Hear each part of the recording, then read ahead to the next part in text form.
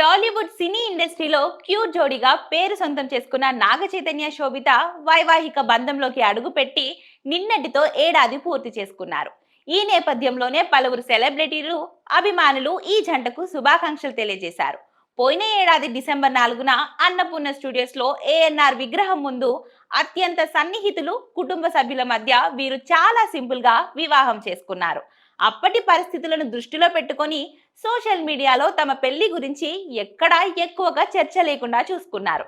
పైగా పెళ్లి తర్వాత కేవలం కొన్ని ఫోటోలను మాత్రమే పంచుకున్నారు. ఇప్పుడు ఏడాది పూర్తి చేసుకోవడంతో తమ ఫస్ట్ మ్యారేజ్ యానివర్సరీ సందర్భంగా ఒక అదిరిపోయే వీడియోని సోషల్ మీడియాలో షేర్ చేసి తన ఆనందాన్ని ఎక్స్ప్రెస్ చేసింది శోభిత. తమ పెళ్లికి కుటుంబ సభ్యులు, సన్నిహితులు ఎంత సంబరంగా జరుపుకున్నారో ఈ వీడియో చూస్తే అర్థమవుతుంది.